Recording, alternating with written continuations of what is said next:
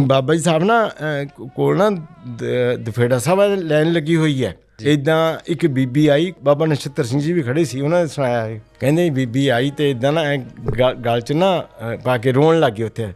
ਮਹਾਰਾਜ ਜੀ ਮੇਰੇ ਬੱਚੇ ਦੇ ਸਿਰ 'ਚ ਉੱਥੇ ਉਹਨਾਂ ਨੇ ਕਾਲਿਆਂ ਨੇ ਆਹ ਬੈਟ ਮਾਰਿਆ, ਬੇਸਬਾਲ ਦਾ ਜਿਹੜਾ ਬੈਟ ਮਾਰਿਆ, ਮੇਰੇ ਪੁੱਤ ਦੇ ਸਿਰ ਦੀਆਂ ਕਿੰਕਰਾਂ ਕਰਤੀਆਂ। ਉਹਨਾਂ ਦਾ ਬੇਟਾ ਕਿੱਥੇ ਸੀਗਾ? ਉਹ ਬਰੈਂਪਟਨ ਸੀ ਬੇਟਾ ਉਹਨਾਂ ਦਾ। ਅੱਛਾ। ਉਹ ਟੈਲੀਫੋਨ ਆ ਗਿਆ ਮੈਨੂੰ, ਹੌਸਪੀਟਲ ਲੈ ਕੇ ਜਾ ਰਹੇ ਆ। ਤਾਂ ਧੰਨ ਬਾਬਾ ਰਾਮ ਸਿੰਘ ਜੀ ਮਹਾਰਾਜ ਕਹਿੰਦੇ ਇਹ ਮੈਂ ਤੇਰੇ ਨੂੰ ਆਹ ਦੇਖ ਉਰੇ ਦੇਖ ਇਹ ਸੀਸ ਨੀਚੇ ਕਰਿਆ, ਬਾਬਾ ਜੀ ਦੇ ਇੱਥੋਂ ਸੀਸ 'ਚੋਂ ਖੂਨ ਸਿਮਰਿਆ ਸੀ।